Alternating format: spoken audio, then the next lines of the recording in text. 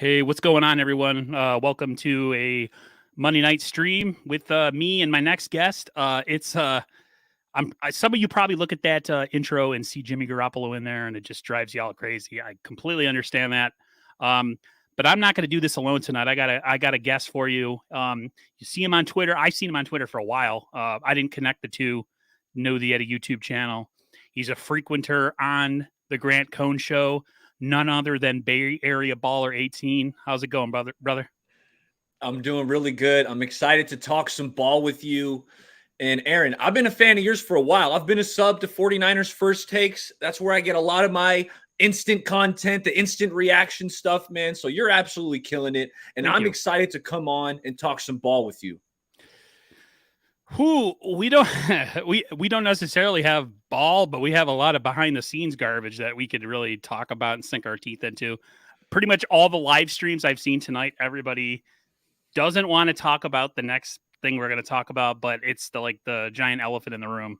So let's get right into it. John Lynch came out today and said that the Niners have no plan on trading Jimmy Garoppolo, and that he looks at him as, a talented player that you just don't give away. But then he also said he's either going to be on the team or not be on the team, and that they never got any formal offers.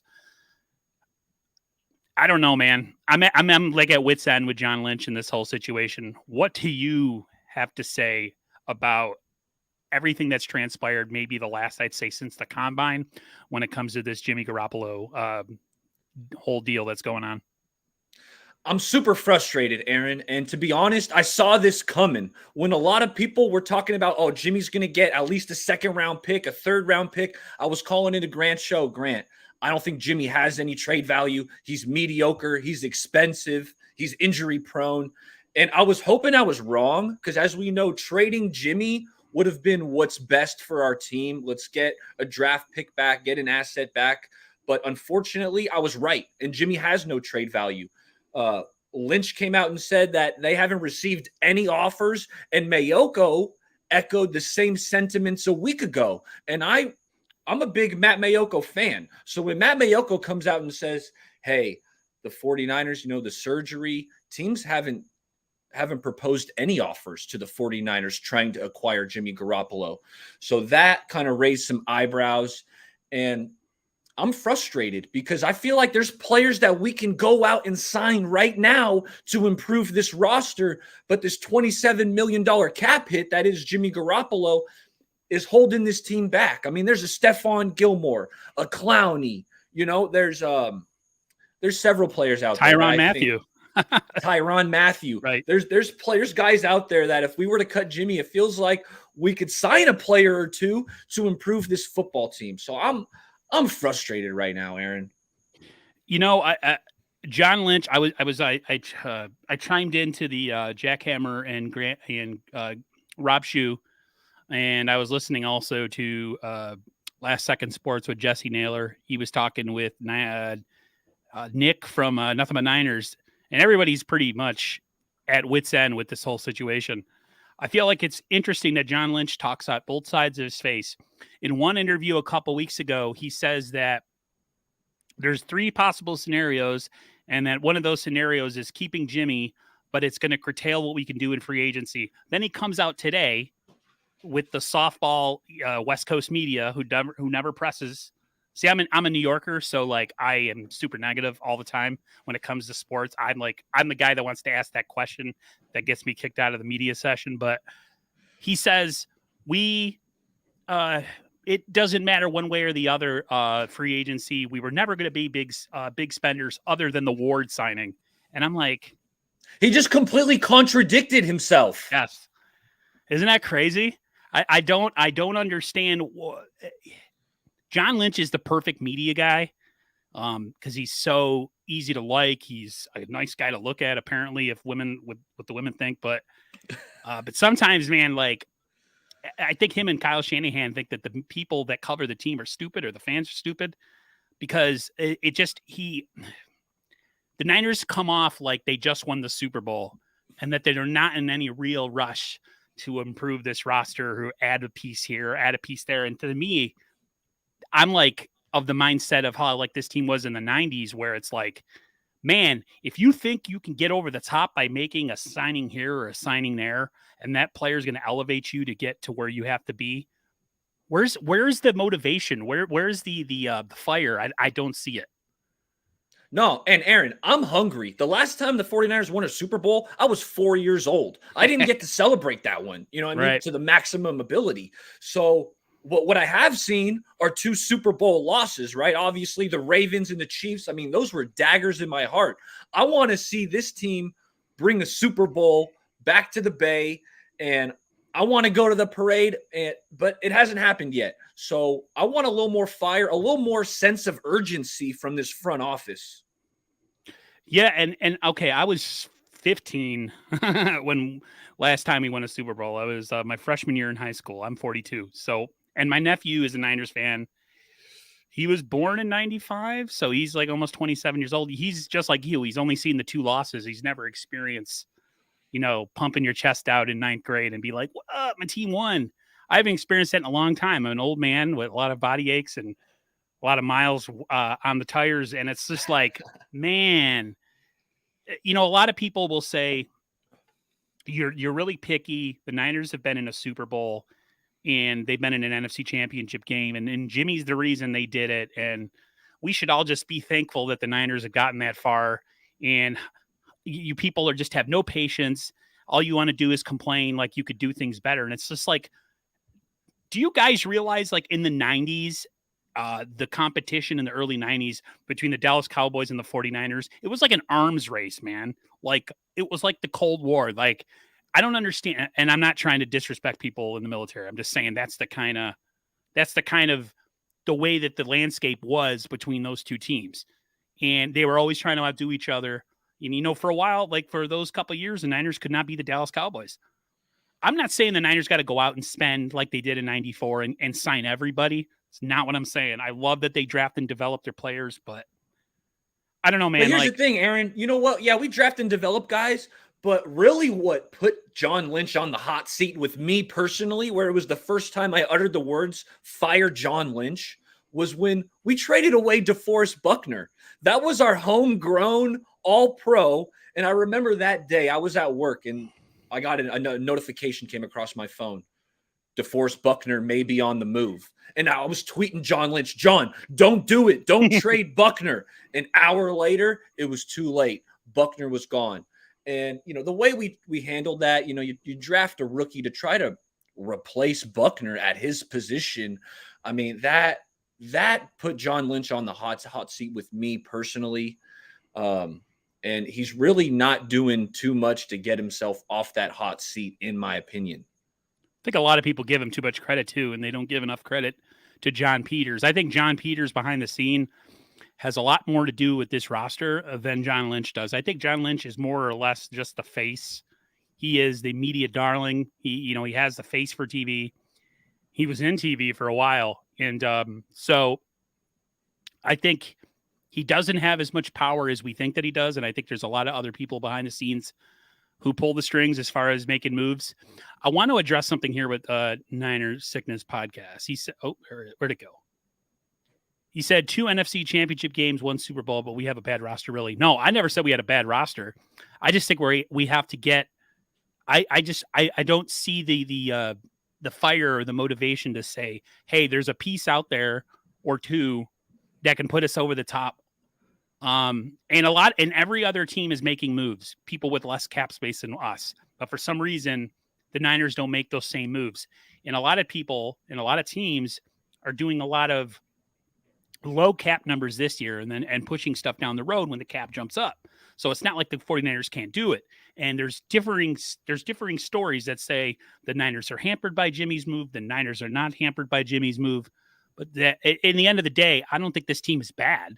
I think this team lacks a piece here or a piece there that can move them over the top. And if you have that money, why not go after it? I don't understand this mindset of like, they say we do our due diligence, and we're in on every conversation for every good player, but yet we never pull the trigger. I'm not comfortable with that kind of lackadaisical approach when it comes to improving the team. You're either getting better or you're getting worse. And it feels like a sense of complacency has came over this front office. It's like, we need to improve this team, right guard, what's going on? There's, safety. Is Tart coming back? There's some positions on this roster that feel like they need to be improved. And with Jimmy G, that money just sitting there taking up space. And here's what I think, and tell me if you want me to hold off, but here's what I think is going to happen with this Jimmy Garoppolo scenario. I think they're going to hold him all the way up until like training camp. And if a trade comes to fruition, great, let's trade him off. But I think he's going to end up getting cut right before training camp. That way we can use that money to either extend Debo or Bosa. And that's what I'm anticipating. I don't think we're going to go out and get another premier free agent like sounds like you and myself want him to do. Hey, let's cut him and let's go get a guy. Let's get a Gilmore or a Clowney or a Matthew. But yeah, no, I think we're going to cut him and we're going to use the money to, which is good, which is all right. We got to extend Debo and Bosa. These are our pillars to the 49ers. Right. And that's what I expect how it to play out. Niners sickness. He says Niners fans are too much in their feelings. Bro, I'm an East Coaster. That's just I'm a different. I don't even know where Bay Area. I would assume he's from the Bay Area because he's Bay Area baller, but I don't know. Niners sickness, Beto. I'm an East Coast fan. I lack patience, especially with the amount of time that's been since a Super Bowl victory. And I know a lot of people are like, oh, we've been in it and we've gotten close, but close only counts in horseshoes and hand grenades. It doesn't count in professional sports. No one remembers the loser. They only remember the winner. And I'm not like that in anything else but in sports. I trying your best and doing the best you can in life is great. But in sports, doesn't cut it. In sports, it's either you're number one or nobody cares. You're either first or you're last, to quote the great Talladega Nights. Exactly. I agree with this. He says the 49ers got a top quarterback and strengthen their special teams, but we haven't done. No, I think we've done good. I'm not saying that we have to make a move that's going to move the needle, but in a way I kind of want to make us to move that moves the needle. But I just think you put so much pressure on yourself in the draft to hit when you don't look at free agency as a way to improve your team. A lot of teams overspend in free agency and make a lot of mistakes, and we've done that. We did it with Quan Alexander. We did it with D Ford via trade. We've made some bad moves in free agency, and I understand why people might say the Niners are weary because of said thing. But at the same time, like, we're close. We're close, bro. And we got a talented roster. We have a super talented roster. And then I'm not saying that we have to be the Rams and be super uber aggressive on every top free agent. That's not what I'm saying. I'm saying, where is that? You know what? We're like 2 players away or 1 player away. We need another premier pass rusher across from Nick Bosa. Let's go get him.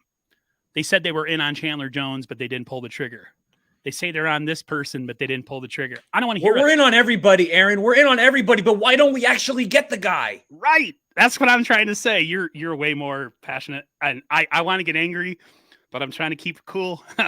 No, we need some level-headedness. I am pissed off. So you're here to kind of balance me out a little bit.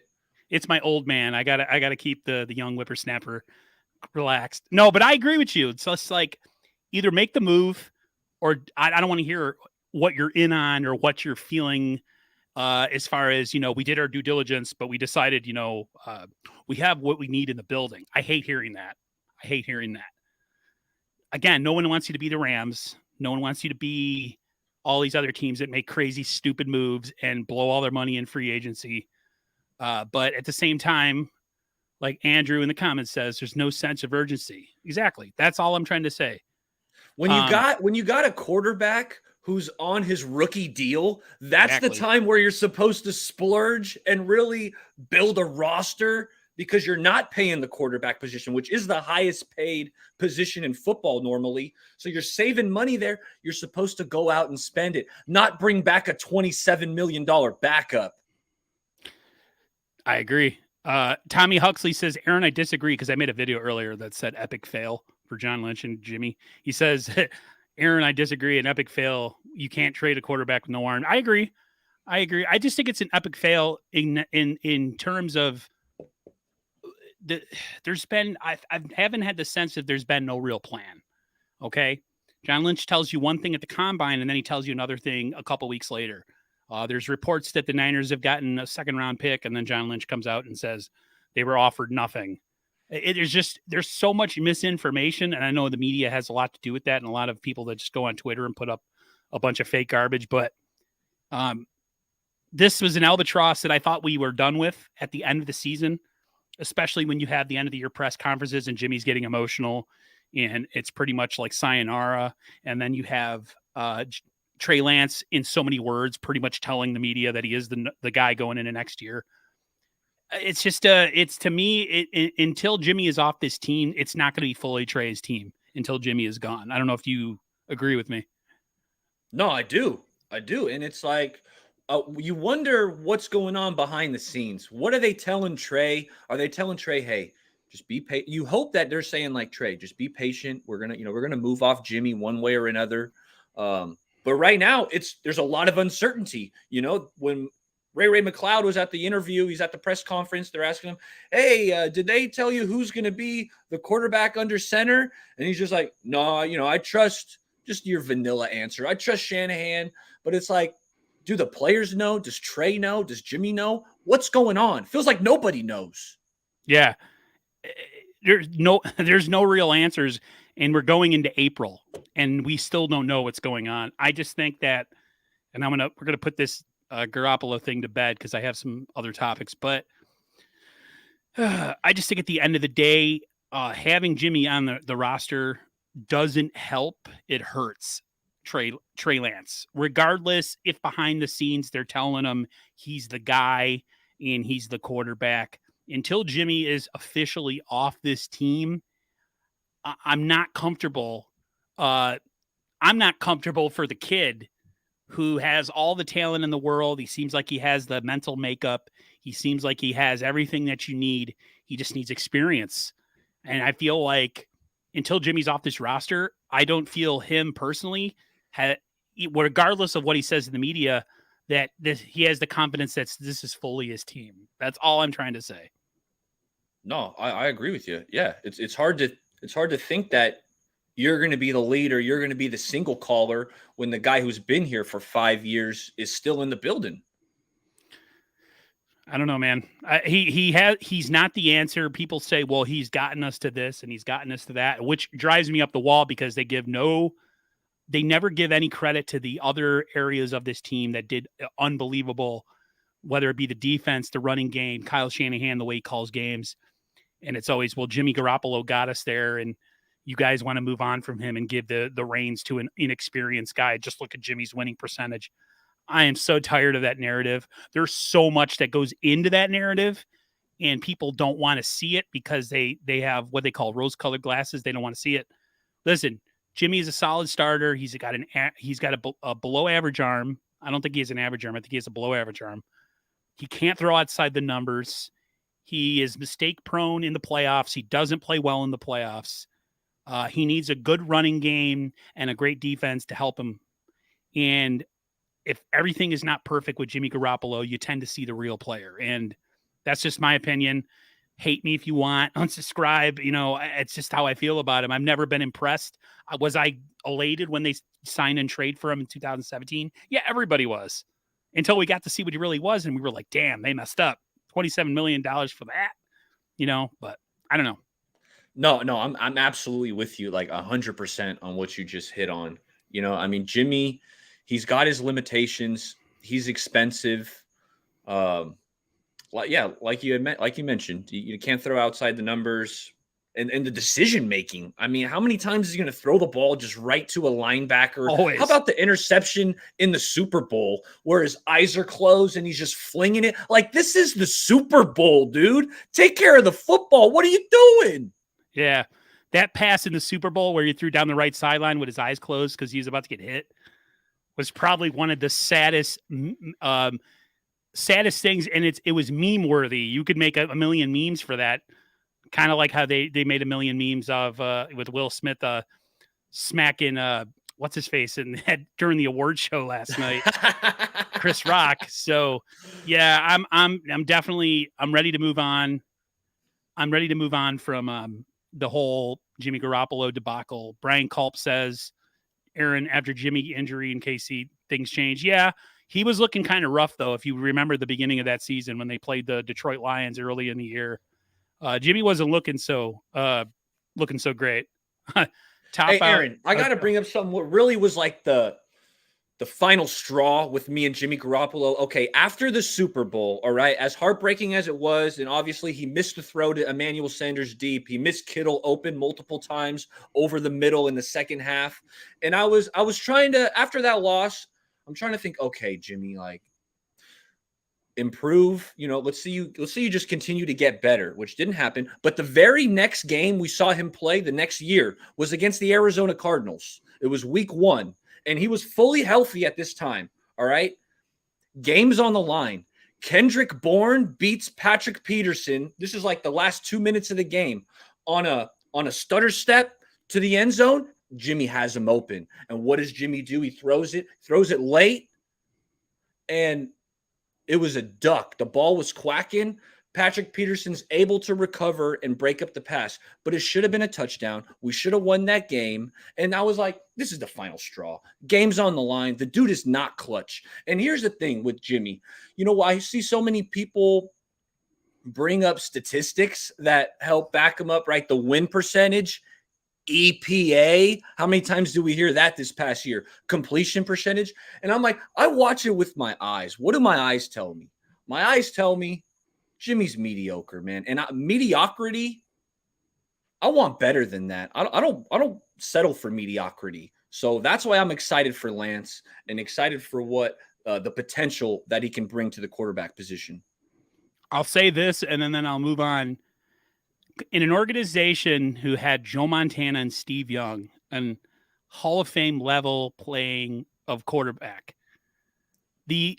where we have fallen in our acceptance of mediocrity is mind-blowing. Like, we were the pinnacle. We were the gold standard, literally, of a quarterback and how he could run a system and be efficient and all these weapons. And it was like an orchestra, like you have the conductor there and he, waves his wand and all the people know exactly what to play and how to play it. And that's how both of those quarterbacks played. And now we're in an era where fans are like, okay with mediocrity from the quarterback position and are just cool to be in the championship game or in the Super Bowl. It's like, what happened to this fan base? Like, what happened? I don't understand it. I do not understand it. I will always be I will be of the minority of like, I'm never satisfied until we win. So whatever people want to say about me, that I'm super negative when it comes to 49ers, I am in a way, because I want them to win a Super Bowl. And anything else to me. You're just being real. You're just being real, Aaron. It's crazy. Everything changed after Eddie. Completely agree, Brian Culp. Completely agree. All right. Let's get to the next topic here. So there's a couple of roster moves that happened today, or not really happened today, but there was mention that Alex Mack will be returning this year. I think George Kittle tweeted it out or something, that Alex Mack. So at least for this year, we at least have a center. We have so many questions along that offensive line. I wanted to get your just quick opinion on your feelings about the offensive line and if you're happy that Alex Mack is returning. I am. I mean, it's one less hole that the 49ers will have to fill, whether it's during the draft or if they wanted to make another like low budget free agent signing. So I'm happy to have Mack back. I thought he was serviceable. We know how smart he is making the offensive line calls. He's making sure, the right blitzers are being picked up and calling that out. So I think it's great that Mack is back. And I was a bit concerned. I wasn't sure because I remember with Joe Staley, before he retired, the Niners like, oh, no, we think Joe's coming back, right? And really it was all a ploy. That way they didn't give away, the the fact that if Staley retired, they would need to draft or they'd have to get a left tackle somehow. So I was worried, are they doing that with Mack? They're saying, oh, we think he's coming. But no, it sounds like Mack's coming back. So I'm happy with that. The center position solidified for at least one more year. Right. And now it's kind of like right guard, because I feel like Aaron Banks, I feel like you can put him in at left guard. I think he's going to – when you drafted guard in the second round, Aaron, it's like that guy probably should be playing immediately. Yep. Didn't happen last year. Oh. But, I mean, he's got to get a shot this year, second-round draft pick. So I think Banks will play left guard. We got Mack at center. Now it's like right guard and right tackle. Still, the right side of our line has kind of been our Achilles heel, I feel like. The last few years, Brunskill, I mean, like, he's okay for like a dirt cheap vet. You know what? No, he's not okay, Aaron.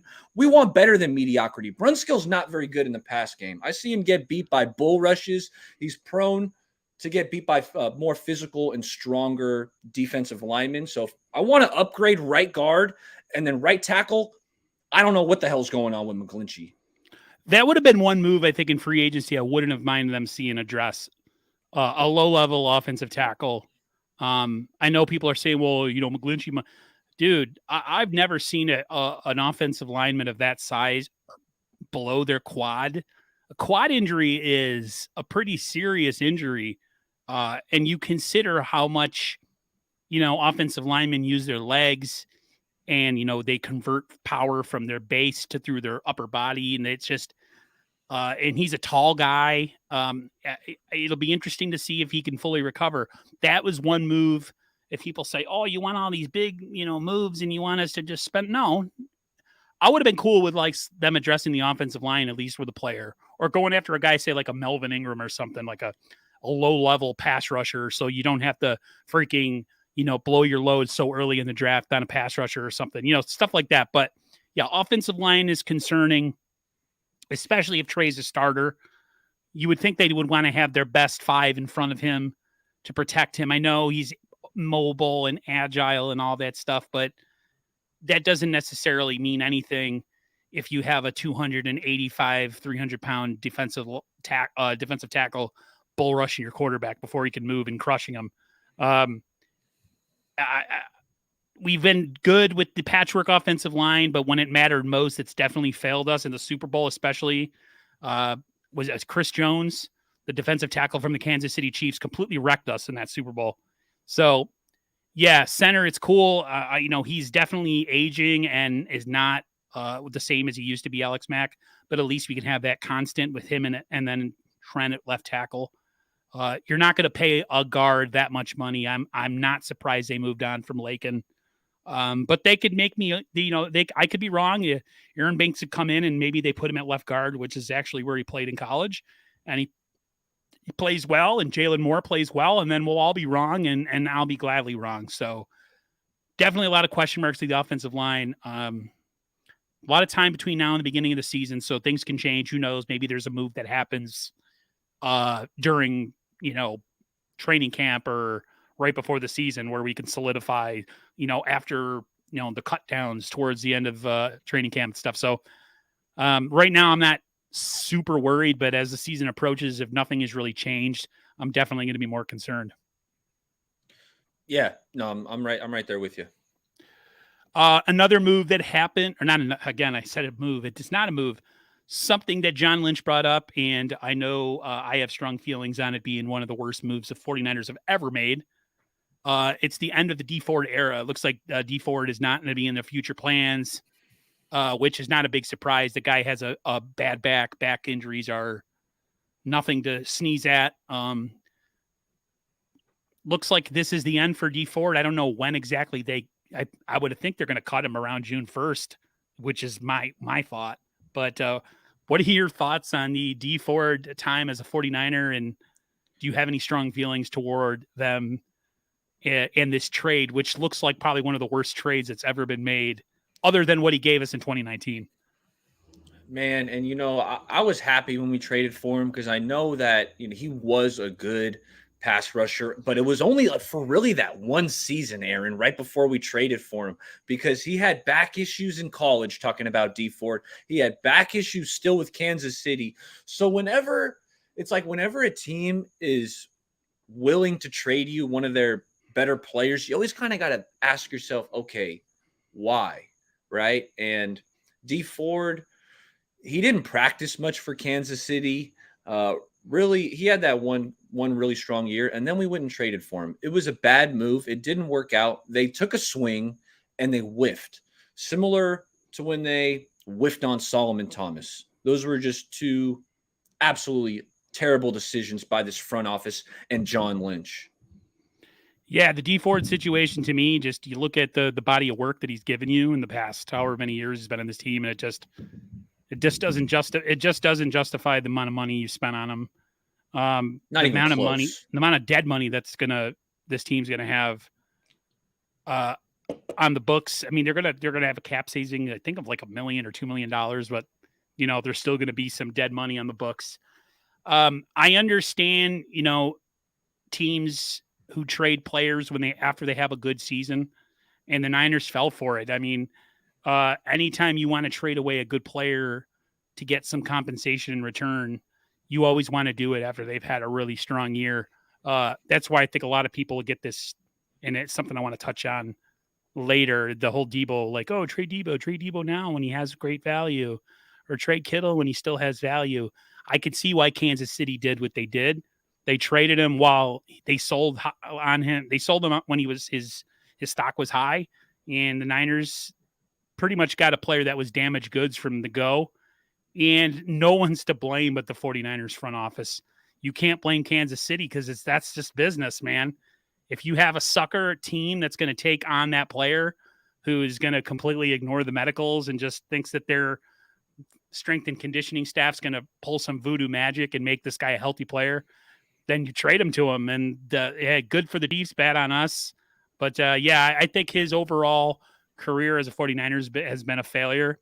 He did do well the year in 2019 when him and Bosa were on the field together with DeForest Buckner. I thought that was one of the most ferocious pass rushes I've ever seen. But even then, it was in a part-time role. Yeah, he was still even part-time. In 2019. I mean, they babied and catered to him so much, and yet it still wasn't enough. So, yeah, pretty bad move all around. But, the Niners can make me a very happy man if they address edge in the draft.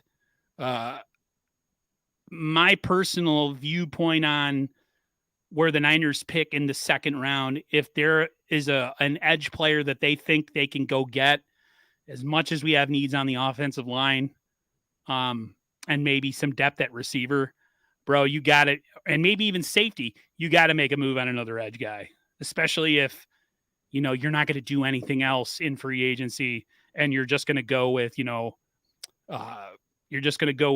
guys that they have brought back. Then, please, make that move. And then I'll be a very happy man. Hopefully it works out. But that's just my opinion on if they're going to move on from him and not really address anything else in free agency. I think their first draft pick has to be a pass rusher. But what do you think? No, I think that's a very real possibility. And when I'm looking at pick 61, I feel like I've kind of pegged it for either like the trenches, whether it's O-line, D-line, and more than likely, if it were to be D-line, it'd have to be edge. It wouldn't be interior. So yeah, either a pass rusher, potentially an offensive lineman. I wouldn't rule it out. I didn't think we were going to take McGlinchey when we had that, whatever that was, the 9th or 10th pick. I'll never be over that. Yeah, this team definitely values the trenches, so I think it's going to be a pass rusher, potentially O-line. And then the last position I would give a chance to draft at 61 would be safety. Yeah, that's pretty much my areas of not concern, but my areas of where I think the Niners target. Tommy Huxley says the edge class is pretty good in this draft. Yeah, hopefully there's still guys when the Niners pick it, wherever they pick. It'd be interesting to see if the Niners do trade up in this draft. If they really think that they're that good and they're only a couple players away and they can afford to trade away draft assets, maybe they give away something in the following year. I don't know. But it'd be interesting to see if the Niners do make any moves, maybe trading up into the bottom of the first round on day one, or if they sit tight and, just whoever falls to them is what they pick. But I am concerned about the edge. I feel like it's Bosa, and Bosa we trust. So hopefully, yeah, exactly. Brian Culp said it. Bosa needs help. That is something of my concern, but at the end of the day, I'm not the GM of this team, and I don't make the decisions. So I'm just a guy sitting on his computer in New York. So that's all I got to say about that. Real quickly, Tommy Huxley says, did I hear about Dwelly? I did. Good of them to sign him. Nice depth piece. At least the Niners don't have to worry about that. They didn't even use the guy last year, Aaron. Where was Ross Dwelly? They said he was I heard he had a really rough year last year. That's one of the reasons John Embry was given a discounted contract. I mean, if you really look at the tight ends last year, other than Kittle, did anybody really do anything? I felt like that was a descending. And that's where I really wanted a tight end too this offseason. Me too. That was a position that I had circled like, hey, okay, we need a guy so we can run more 2 tight end sets or just a replacement in case Kittle goes down. Because right now, Kittle goes down. I mean, Warner. Kittle is going to go down at some point. It's just how long. That's why I wanted a tight. And there were tight ends that signed very reasonable contracts. Yes. Austin Hooper for $6 million. You got Hayden Hurst, $3.5 million.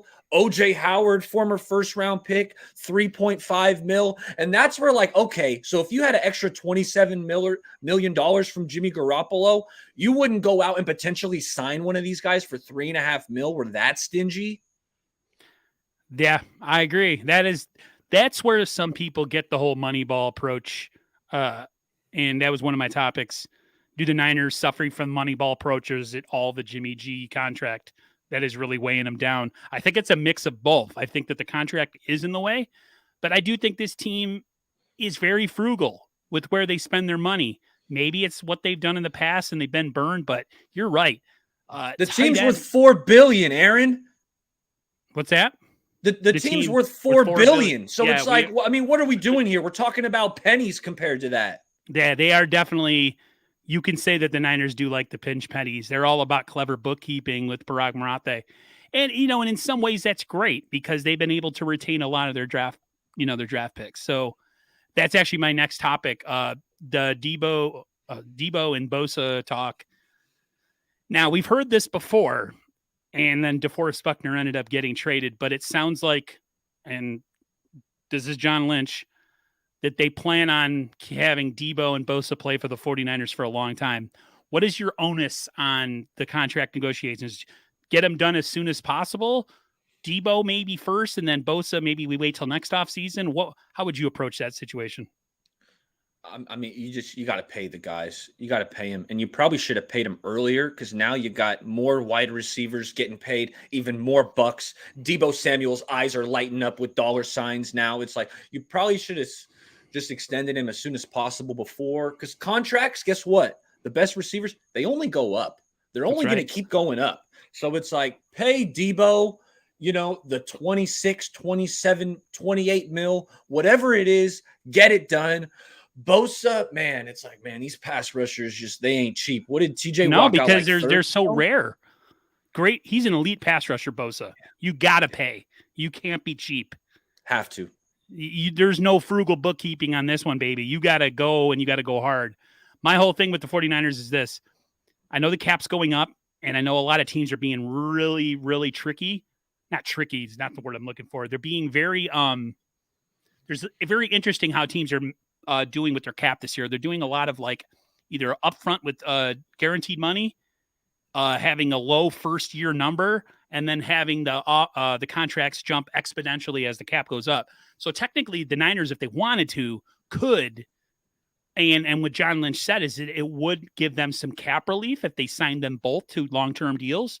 So who knows? Maybe we see pay under the table. I don't think so. You could see maybe both of them get paid. Right now, my thing is on Bosa. Get Bosa. Debo.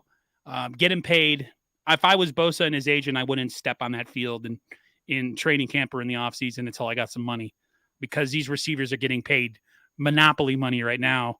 And if you respect it and cherish Debo as much as everybody says they do in this franchise, then let's see you put your money where your mouth is. I'm with you.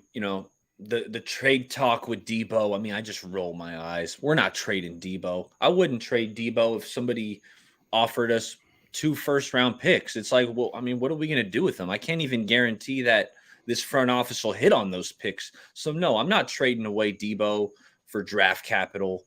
Let's sign these guys. You know, a bunch of the fan base loves them already. They got their jerseys. Not that the front office cares about that, but No, they don't. you know, these are our guys. These are our studs, and I want to keep them, sign them. Let's keep them in the red and gold for a long time. Are you okay with the Niners moving on from a guy like Mostert and maybe not bringing back a guy like, say, Verrett and moving on from these injury-prone guys? Or would you say, like Verrett, hey, we'll offer you a 1 year, $3 million deal with incentives? Would you go for it? Or do you think that the idea of moving on from the guys that have serious injury concerns is a good move? You know what, Mostert, I would have spent it for Mostert. I absolutely love Raheem. I was sad to see him go because he's just so dynamic. And I thought that, man, I was hoping last year we were really going to scale back his work, at least early in the year, you know, because I really wanted to try to preserve him for a playoff run or, you know, latter part of the season. But I mean, that first game against the Lions, you know, he came out and they were using him like a workhorse, even though it was anyway. I would have liked to see Raheem Mostert back. Jason Verrett, that's a guy, he just tore his ACL last year. Usually it takes a player like 2 years, almost, maybe? Yeah, it takes maybe him a 3? couple years. Yeah. It takes him a couple years to fully. I mean, we had Jason Verrett before he had that phenomenal season. What was that in 2020? Yeah, 2020, he was really good. We had him in 2019, and he was still going through the injury stuff, and he wasn't on the field much. So I'm cool off Jason Verrett.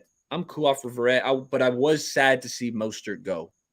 Yeah, I'm definitely Mostert. It would have been interesting to be a nice 1-2 combo with Elijah Mitchell. All I got to say is the Niners, man, they like to run their great players into the ground. Debo, Elijah Mitchell comes to mind. I mean, Elijah Mitchell was banged up last year. I think, you know, you spell him with somebody else. Who knows? Maybe the Niners get somebody in undrafted free agent who has a little bit of juice, and they use that guy as the thunder or the lightning to Eli Mitchell's thunder. I just think if the Niners are smart, and I know Kyle Shanahan falls in love with players, and if other guys aren't performing, he kind of rides the hot hand. But I feel like there's a good chance when you ride the hot hand of some players that they have a propensity to get hurt. So, but I'm, like I said, we're not the coach or the GM or the decision makers.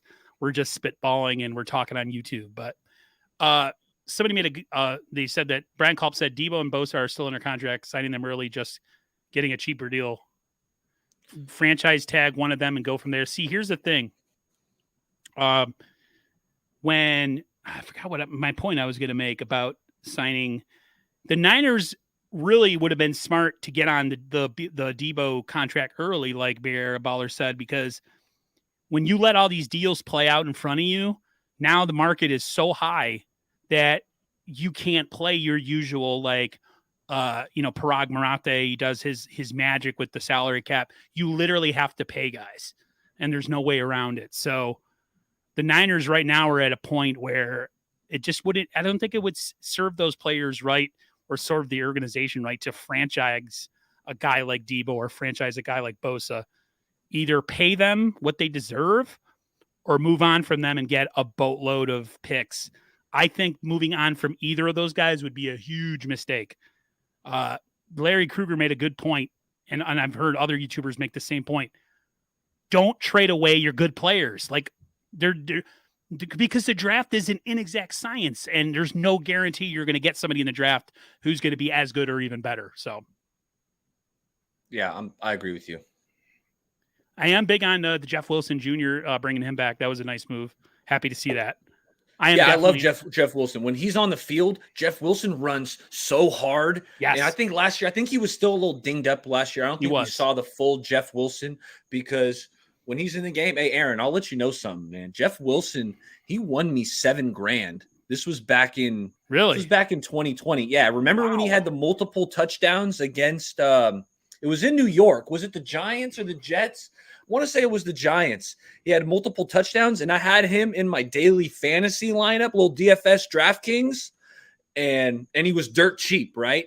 And as a Niner fan, Ooh. Yeah, I hit for $7,000. I had like Russell Wilson, Tyler Lockett. That combo went off. Jeff Wilson was dirt cheap. He had 2 touchdowns, and so hey, that's why I always got extra love for Jeff Wilson. He came through for me.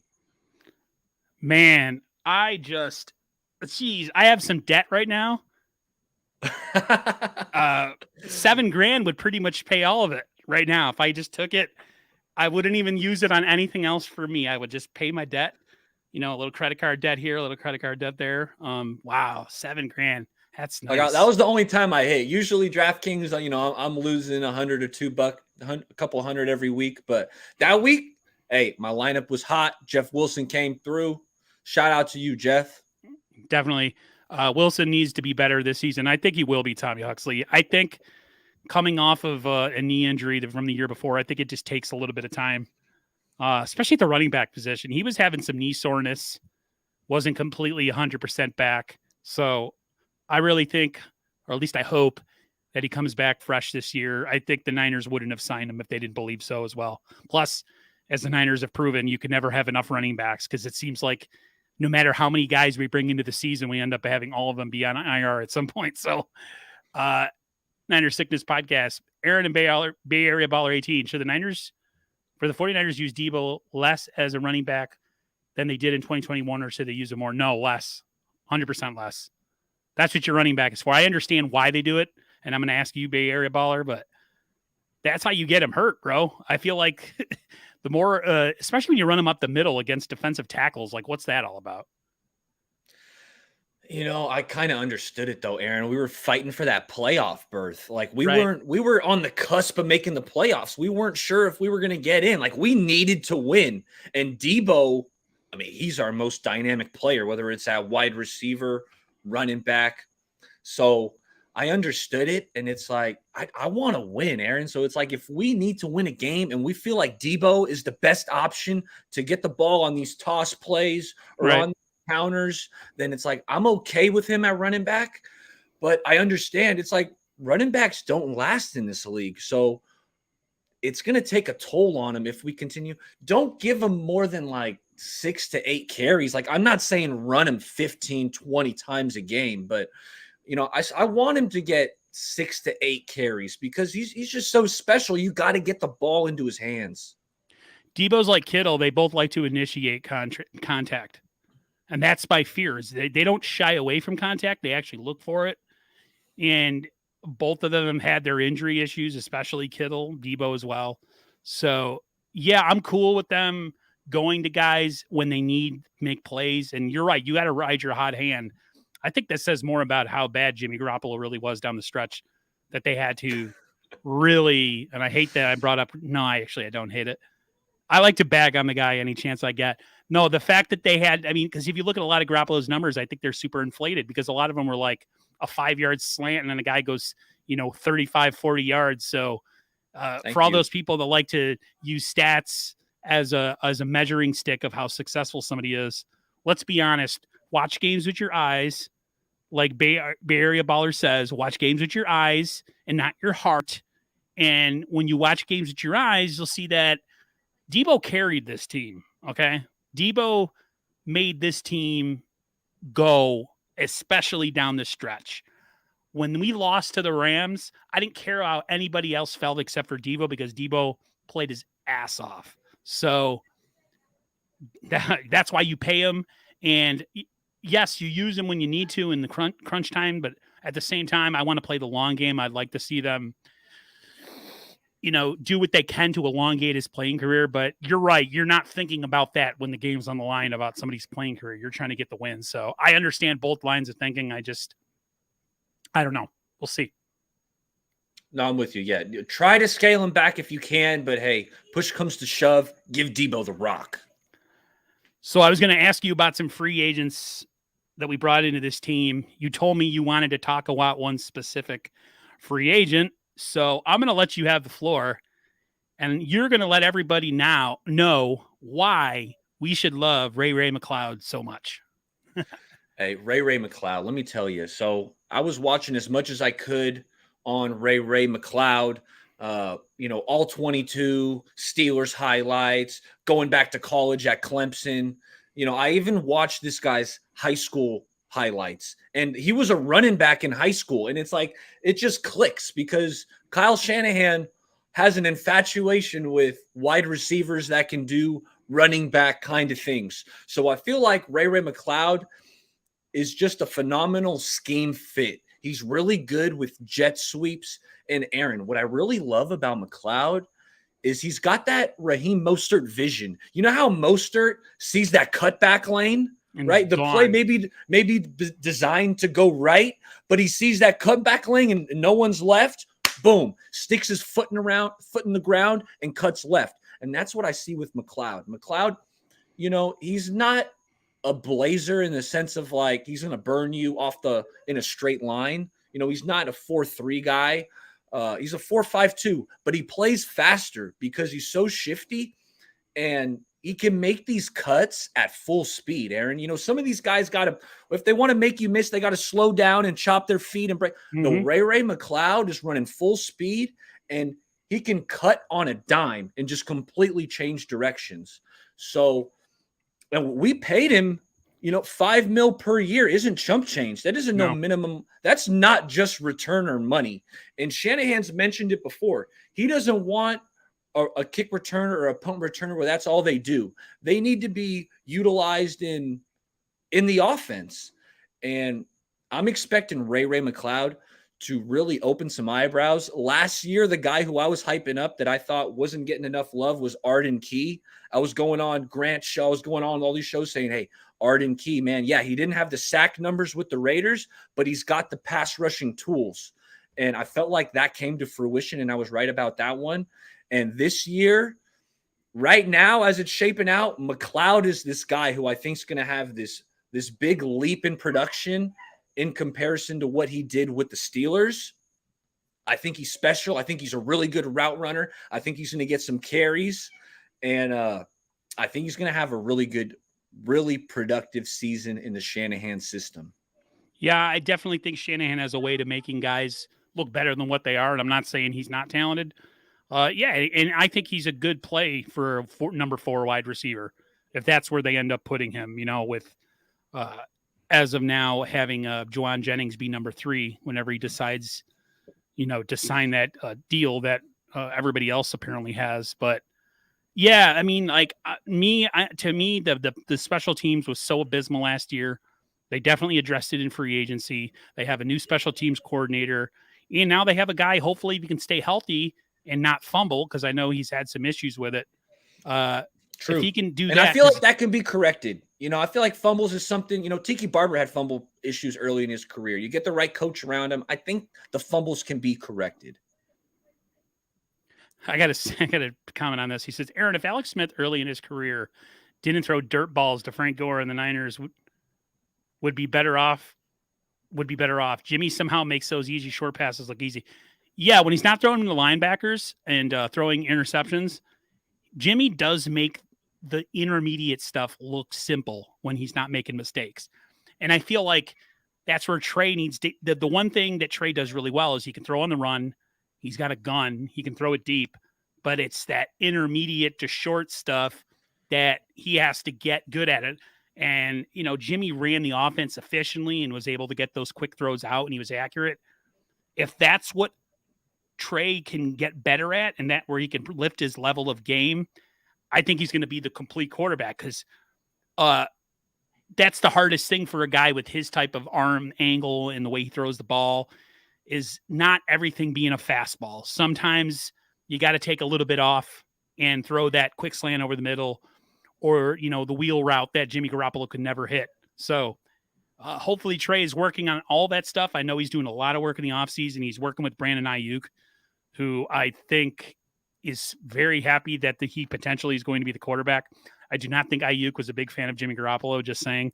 But definitely with all that, and like I said, Ray, if he can take care of the fumbles, if he can be a part of this offense, it's only going to be better for him and for us. And the special teams was as bad as it was last year. It can only go up. So hopefully all these moves that we made, including Ray, will all turn out, and we won't be a number 31 in special teams. Will be like a top 10 unit. So who knows? I'm excited about it. I think Ray is going to be the best returner we've had since Ted Ginn. Yep, that's what Niner Sickness said. I think that's what he said. Yeah. No, I'm really excited about Ray. And my bold prediction that I came up with, I think Ray's going to have – I'm expecting him to be in a lot of 3 wide receiver sets. That's what I'm thinking, Aaron.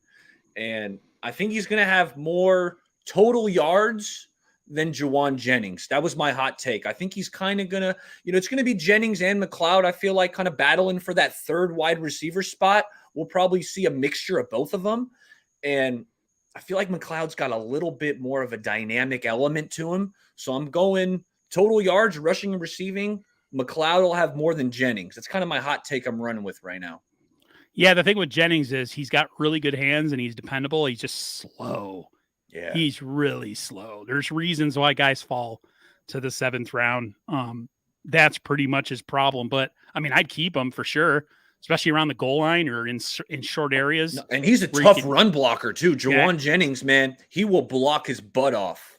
Shanahan does like his big slot guys for sure. So I still think he'll be a part of the offense. But, yeah, getting somebody who has a little bit of that stinky leg, and if you guys know what that means, stinky leg is just somebody who has some moves in the open field that can shake a guy. You have a little bit of that stinky leg, like your leg moves like there's something wrong with it. That supposedly Dante Pettis had. They said he had like this weird stinky leg, this shaky leg, where he could like make moves in the open field and get guys to bite or whatever. That never happened, but I'm saying hopefully a Ray has that ability because we could definitely use it. I mean, look at Miami. Okay, that's my brother's team. I mean, they're just speed all over the field, man. Speed kills. If you can get guys that can threaten you vertically, it just opens up everything else in the offense.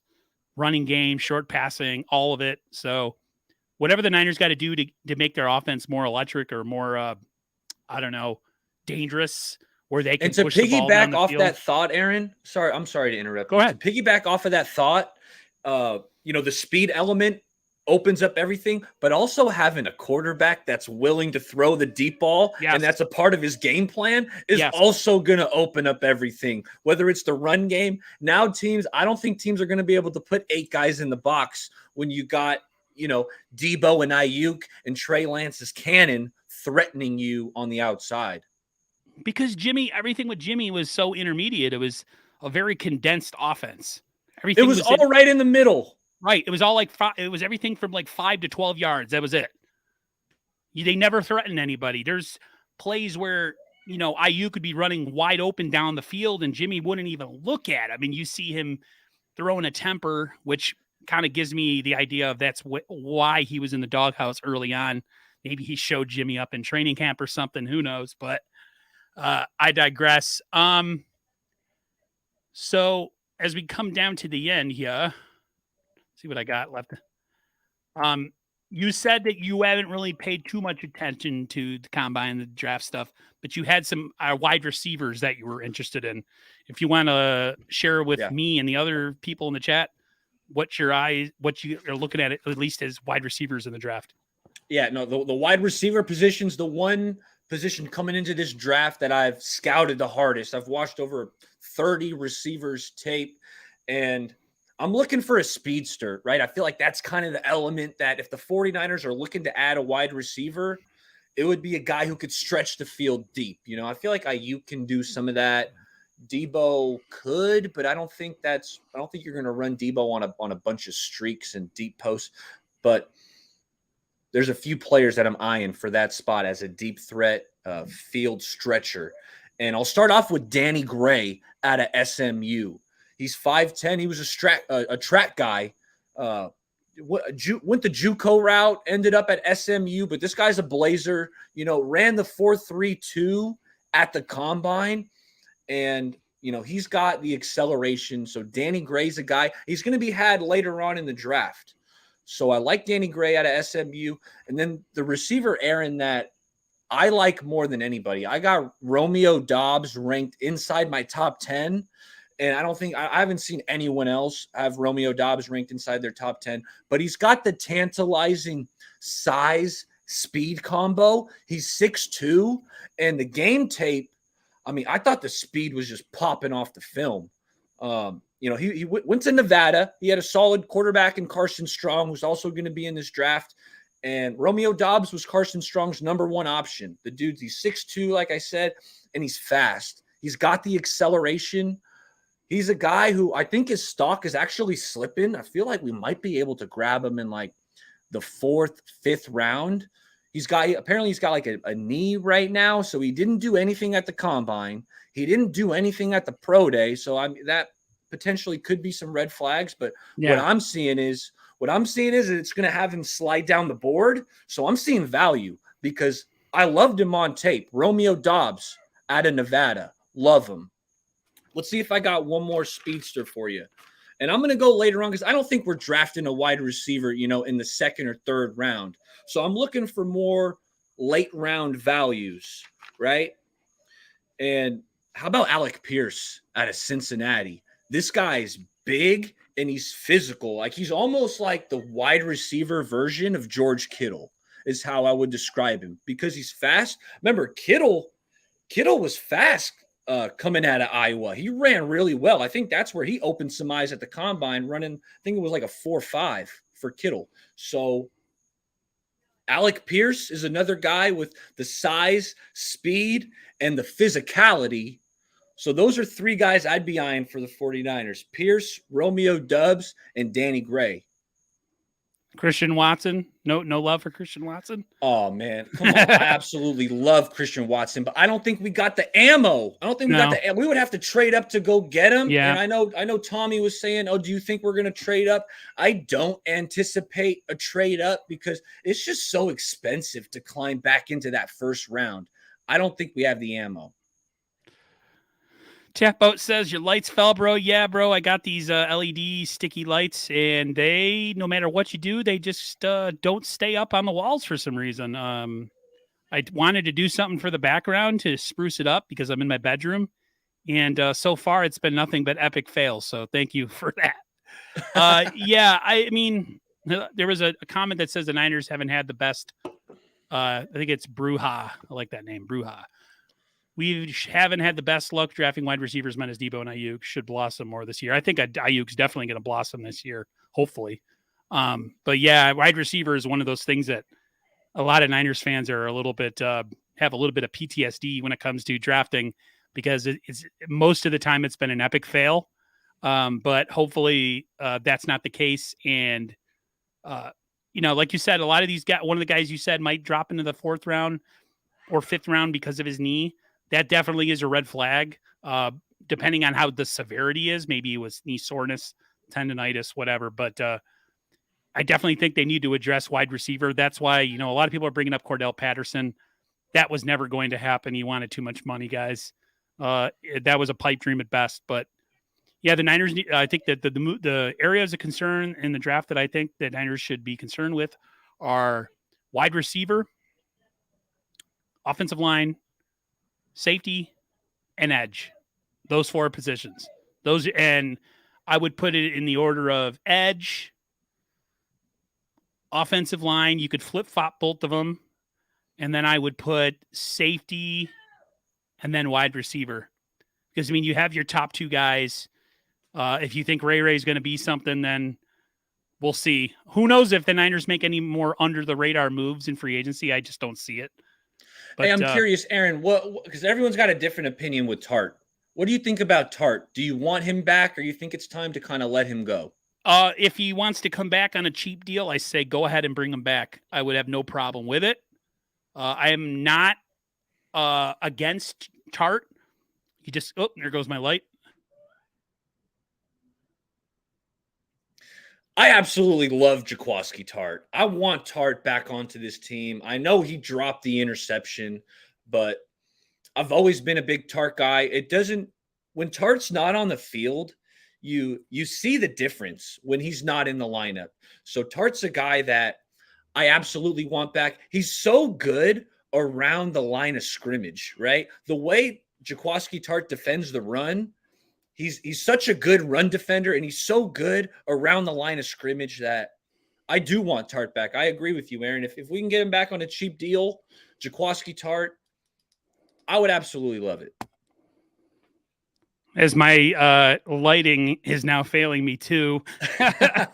They might be telling us it's time to wrap it up. I think it might be time for us to wrap it up. Yeah, I wouldn't be against Tart coming back, just because it's familiarity. He's cheaper, and I just don't see the Niners making a move to go out and get someone like a Tyrann Mathieu, no matter what. So that's just how I feel about that.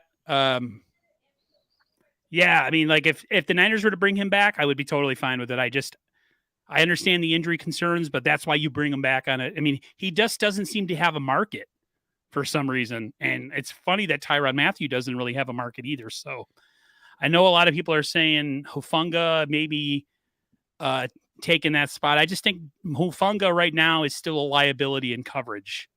He's great up against, towards the line of scrimmage. He's great against the run.